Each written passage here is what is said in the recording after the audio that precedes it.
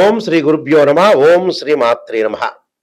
శుక్రగ్రహము April 19వ తారీఖు మధ్యాహ్నం 3:30 నుండి మే 14వ తారీఖు 10:30 వరకు కూడా శుక్రుడు వృషభ రాశిలో సంచారం చేస్తున్నాడు. ఏప్రిల్ 19 నుంచి శుక్రుడు తన సొంత రాశి అయిన వృషభ రాశిలో సంచారం చేయటం అనేది జరుగుతుంది. వృషభ రాశికి సంవత్సరం తర్వాత మళ్ళీ వృషభ రాశిలో సంచారం చేయటం వల్ల ద్వాదశ రాశుల వాళ్ళకి ఏ విధంగా ఫలితాలు ఉండబోతున్నాయి. శుక్రుడు సహజంగా సుఖాన్ని, భోగాన్ని, సౌఖ్యాన్ని, కళత్రకారకుడు అంటారు. అంటే సప్తమ భావకారకుడు శుక్రగ్రహం. అంటే కళత్రాన్ని ఇచ్చేవాడు, వివాహాన్ని ఇచ్చేవాడు శుక్రుడు. ఈ శుక్రుడు సుఖాన్ని, సంపదను, లగ్జరీని, అలానే కళత్రాన్ని అంటే వివాహ సంబంధించిన విషయాలు కానీ, ప్రేమ కానీ, లవ్ అట్రాక్షన్ కానీ ఇలాంటివన్నీ కూడా ఇచ్చే గ్రహం ఏమిటి ప్లానెట్ అంటే శుక్రగ్రహం. శుక్రగ్రహం ఒక 20% ధనాన్ని కూడా ఇచ్చే అవకాశం అనేది ఒకటి ఉంటుంది. కేవలం గురువే కాదు, శుక్రుడు కూడా కొంత లగ్జరీ లైఫ్నే కాకుండా కొంత ఐశ్వర్యాన్ని కూడా సమకూర్చే ప్లానెట్ ఏంటంటే శుక్రగ్రహం. శుక్రగ్రహం ద్వాదశ రాశుల వాళ్ళకి ఈ విధంగా ఉండబోతుంది. వృషభ రాశిలో సంచారం చేయటం వల్ల మేషాది ద్వాదశ రాశుల వాళ్ళకి ఎలాంటి ఫలితాలు జరుగుతాయి, ఆ నెల రోజుల పాటు ఏ విధంగా ఉండబోతుందో మనం తప్పకుండా తెలుసుకుందాం. శుక్రగ్రహము తన రాశి నుంచి 1, 2, 4, 5, 8, 9, 11 స్థానాల్లో ఉంటే సుఫలితాన్ని ఇస్తుందని గోచారం తెలుపబడింది. అయితే ఈ రాశులందరికీ కూడా ఈ నెల రోజుల పాటు శుక్రగ్రహం యొక్క ఫలితాలు ఏమిటో ఒకసారి తెలుసుకుందాం. మిథున రాశి వారికి శుక్రగ్రహం యొక్క ఫలితం ఏ విధంగా ఉందో తెలుసుకుందాం. మిథున రాశి వాళ్ళకి వ్యయాధిపతి, పంచమాధిపతి అయిన శుక్రుడు వ్యయస్థానంలో ఉండటం వల్ల శుక్రుడు యొక్క ఫలితం ఏ విధంగా ఉండబోతుంది. అనవసరమైన విషయాల్లో మధ్యవర్తిత్వంలో కొంత అడుగు పెట్టద్దండి. వృత్తిరీత్యా చాలా జాగ్రత్త వహించి అనేక కష్టాలకి ముందుకు వెళ్ళొద్దండి. ప్రయాణాలలో వాహనాల రీత్యా కూడా కొన్ని ఇబ్బందులు కలగటం ఒకటి.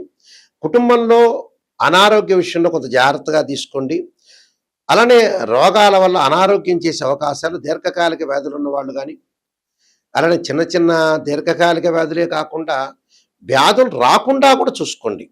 అగ్ని వల్ల కొంత భయం కలిగే అవకాశం ఉంటుంది. రోగాల వల్ల కూడా అనేక భయాలు, స్థానచలనం జరిగే అవకాశాలు, బదిలీలు, అకారణ వైరాలు రాకుండా చూసుకోండి. బుద్ధిహీనత, శత్రువుల యొక్క పీడ కలిగే అవకాశం ఉంటుంది. ప్రతి పని యందు కూడా కొంత అపశృతి రాకుండా చూసుకోండి.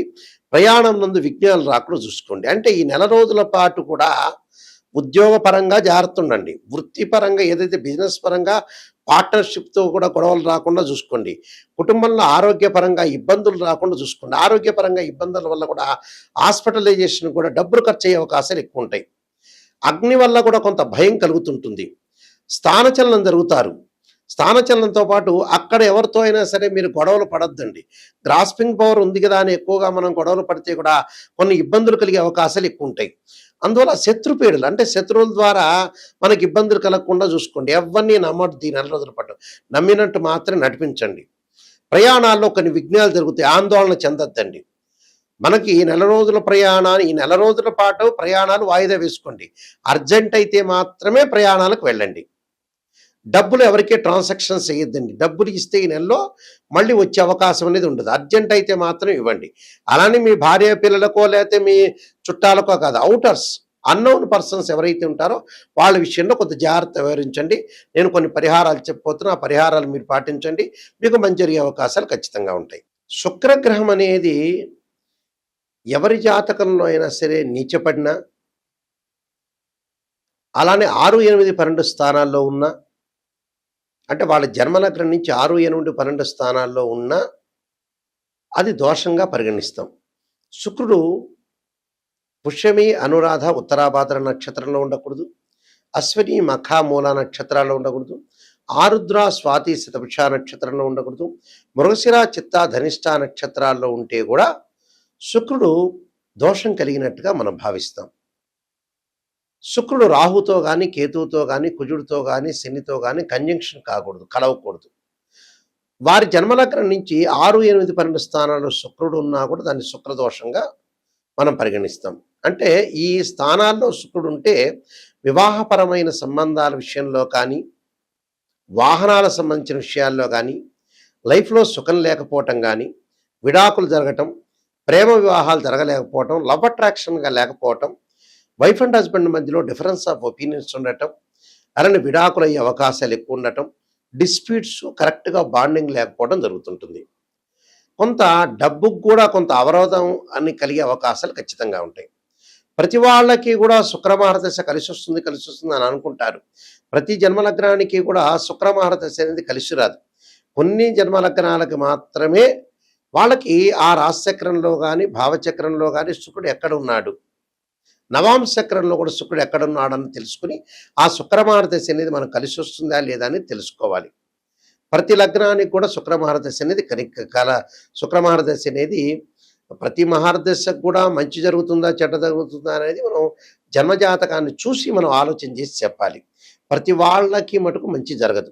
చాలామంది కూడా అనుకుంటారు మాకు శుక్రమహారదశ వచ్చింది బ్రహ్మాండంగా శుక్రుడు రాజయోగాన్ని ఇస్తాడు, మాకు విపరీతమైన డబ్బు కలిసొస్తుంది అని అనుకునే భావించేవాళ్ళు చాలామంది ఉన్నారు. నిజంగా అయితే అన్ని లగ్నాలకి శుక్రమహారదశ అనేది వర్తించదు. కానీ ఇందులో గోచారం వేరు, బర్త్ చార్ట్ వేరు. ఇప్పుడు మనం చెప్పేదేంది గోచారం. గోచారానికి అలానే బర్త్ చార్ట్‌కి లాట్ ఆఫ్ డిఫరెన్స్ ఉంటుంది. అంటే what is the difference between transit system and birth chart. Transit system అంటే గోచారం. గోచారం అంటే సహజంగా ఓ చెట్టు ఉంటుంది. ఆ చెట్టు కొమ్మలుంటాయి. ఆ కొమ్మలకు ఆకులుంటాయి. ఆకులు ఎలా ఉంటుంది రైన్ సీజన్‌లో వస్తాయి. వింటర్ సీజన్‌లో అలానే ఉంటాయి. సమ్మర్ సీజన్‌లో కిందకి రాలిపోతుంటాయి. కానీ వేళ్ళు అనేదే బర్త్ చార్ట్, నాటల్ చార్ట్ అంటారు. ఆ బర్త్ చార్ట్‌లో ఎప్పుడూ కూడా మనకైతే వేళ్ళు అనేది ఉంటాయో ఆ వేళ్ళు స్టాండర్డ్‌గా ఉండాలి.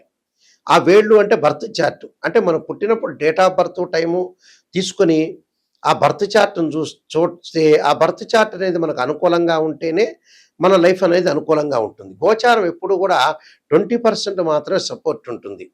అంటే ఎంత కృషి చేసినా ఆవగింజంత అదృష్టం ఉండాలంటారు. ఆ అదృష్టం మాత్రమే గోచారం. కానీ నిజంగా బర్త్ చార్ట్ చాలా మోస్ట్ ఇంపార్టెంట్. ఎప్పుడైనా తెలుసుకోండి, ఒక బర్త్ చార్ట్‌లో నిజాన్ని తెలుసుకోవటానికి మీరు ప్రయత్నం చేయండి దయచేసి. నెగెటివ్ చెబుతున్నారు గురువుగారు అనుకోవద్దండి. నెగెటివ్‌లోంచే మనం పాజిటివ్ వచ్చే అవకాశం ఉంటుంది. ఓ డాక్టర్ దగ్గరికి వెళ్ళాం. ఆ డాక్టర్ గారు షుగర్ వచ్చింది మీకు చెప్పాలా అక్కర్లేదా? చెబితే ఖచ్చితంగా మనం రెమెడీ పాటిస్తాం. ఓ టాబ్లెట్ వాడతాం మనకు తగ్గిపోతుంది. వాళ్ళు ఆ డాక్టర్ గారు చెప్పలేదు, మీరేదో అనుకుంటారని చెప్పలేకపోతే మనకే నష్టం జరుగుతుంది. కాబట్టి ఎప్పుడైనా సరే జాతకాన్ని చెప్పించుకునేటప్పుడు ఖచ్చితంగా నెగెటివ్ తెలుసుకోండి. నెగెటివ్‌ని పాజిటివ్ చేసుకోవటం ఎలాగా? దానికి ఒక రెమెడీ ఉంటుంది. మనం జాగ్రత్తలు తీసుకోవాల్సిన సూచనలుంటాయి. దాన్ని బట్టి మనం ముందుకు వెళ్ళామనుకోండి మంచి జరిగినట్టే. మనమే నిజంగా సూపర్ స్టార్స్ అయినట్టే. నెగెటివ్‌లోంచి ఎప్పుడైతే పాజిటివ్ చేసుకుంటారో వాళ్ళు నంబర్ 1 స్థాయికి వెళ్ళే అవకాశాలు ఖచ్చితంగా ఉంటాయి. అందులో నో డౌట్ ఇట్. కాబట్టి శుక్రగ్రహం అనేది జాతకంలో ఏ విధంగా ఉండబోతుంది? గోచార పరంగా కూడా శుక్రగ్రహం వల్ల మనకి చెడు జరుగుతుందా? మంచి జరుగుతుందా? అని తెలుసుకోవాలి. ఎందుకంటే ఈ శుక్రగ్రహానికి కొన్ని పరిహారాలు కూడా ఉన్నాయి. శుక్రగ్రహానికి మనకు శుక్రమహారదశ జరిగేటప్పుడు ఏ విధంగా ఉంటుంది? ఆ లగ్నానికి మనం కలిసొస్తుందా లేదా? ఇలాంటివన్నీ శుక్రుడు నీచపడ్డాడా? లేతే శత్రుక్షేత్రంలో ఉన్నాడా? అనేది మనం శుక్రుడితో ఏ పాపగ్రహాలు కంజంక్షన్ అయినాయి ఇలాంటివన్నీ కూడా తెలుసుకోవాలి. వాస్తవం ఏంటంటే శుక్రగ్రహానికి పరిహారం ఏంటంటే మనకి ఒక్కొక్క గ్రహానికి అధిదేవత, ప్రత్యదేవత, అధిష్టాన దేవతలు, అంతరిక్ష దేవతలు కూడా ఉంటారు నిజంగా.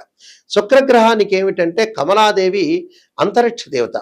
అంటే కమలాదేవి యొక్క స్తోత్ర పాలనం చేస్తే శుక్రదోషం అనేది తొలగిపోతున్న శాస్త్రం. శుక్రుడికి ఇంద్రాణి అధిదేవత, అలానే ఇంద్రుడు ప్రత్యదేవతలు అవుతారు. అధిష్టాన దేవత అమ్మవారు అంటే శ్రీ మహాలక్ష్మి రాజరాజేశ్వరి. అయితే శుక్రగ్రహము సహజంగా ఈ శుక్రగ్రహ దోషానికి ఇలాంటి పరిహారాలు చేసుకోవాలి. వీలైతే భృగుపాస్పదాస రుద్రాభిషేకం అని, అలానే భృగుపాస్పదాస హోమం అని, వివాహం కాని స్త్రీ పురుషులు ఎవరైతే ఉంటారో వాళ్ళు ఖచ్చితంగా భృగుపాస్పదాస్త్ర రుద్రాభిషేకాన్ని హోమాన్ని చేసుకోవాలి. అలానే వివాహం కాని స్త్రీ పురుషులు ఎవరైతే ఉంటారో అమ్మాయిలు వరపాశుపతాస్త్ర రుద్రాభిషేకం, అఘోర గౌరీ పాశుపతాస్త్ర రుద్రాభిషేకం, అబ్బాయిలు కన్యాపాశుపతాస్త్ర రుద్రాభిషేకం చేసుకోవాలి. సహజంగా శుక్రుడు నీచబడిన కానీ, శుక్రకుజులు కలిసిన వాళ్ళు కానీ, శుక్రరాహువులు కానీ, శుక్రశనులు కానీ, శుక్రకేతువులు కానీ కలవకూడదు. సహజంగా ఏంటంటే ఈ శుక్రుడు వల్ల కొన్ని వ్యాపార పరంగా కొన్ని ఇబ్బందులు కలుగుతూ ఉంటుంటాయి. అలాంటి ఇబ్బందులు కలిగే వాళ్ళు కొంత జాగ్రత్తగా ఉండాలి. అంటే ఏ రంగాల్లో కొంతమందికి ఇబ్బంది కలిగే అవకాశాలు ఎక్కువగా ఉంటాయి. అంటే కాస్మెటిక్స్ కానీ, గోల్డ్ షాప్ వాళ్ళు కానీ, అలానే బట్టల షాప్ వాళ్ళకి కానీ, అలానే హోటల్స్ కానీ, రెస్టారెంట్స్ కానీ, ఇలాంటి వాళ్ళు కొంత జాగ్రత్తగా ఉండాలి. అంటే శుక్రగ్రహం వివాహానికి సంబంధించి దానివల్ల డిసీజెస్ కూడా వచ్చే అవకాశం ఉంటుంది శుక్రుడు బాగాలేకపోతే.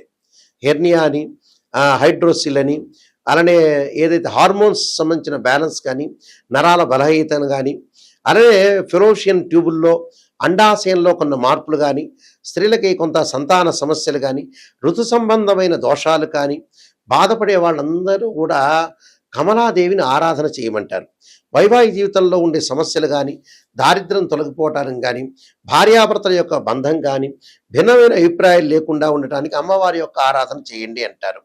అలానే ఇక్కడ శుక్రగ్రహం వల్ల కొన్ని ఫోటోగ్రఫీ కానీ, యూట్యూబ్ కానీ, సినిమా యాక్టర్స్ కానీ, ఎంబ్రాయిడరీ కానీ, స్త్రీలకు సంబంధించిన వస్తువులు కానీ, ఫ్యాన్సీ షాపులు కానీ, ఫర్నిచర్ షాప్ వాళ్ళు కానీ, అలంకరణ వస్తువులు కానీ, సుగంధ ద్రవ్యాలు కానీ, సంగీత కళాకారులు కానీ, కవులు కానీ, నృత్యము కానీ, దుస్తులు కానీ, అలానే పూలు ఫ్లవర్స్ అమ్మేవాళ్ళు కానీ, కుట్టు మిషన్లు వాళ్ళు కానీ, నగల వ్యాపారులు కానీ, అలానే న్యాయవాదులు కానీ, అలానే వీళ్ళందరూ కూడా ప్రింటింగ్ ప్రెస్లు కానీ, అలానే పబ్లికేషన్స్ కానీ, కళాకారులు కానీ, సినిమా యాక్టర్స్ కానీ, వీళ్ళందరికీ కూడా ఏంటంటే మొదలగైన వృత్తుల వాళ్ళందరికీ కూడా శుక్రుడి యొక్క బలం ఉండాలని శాస్త్రం చెప్పబడుతుంది.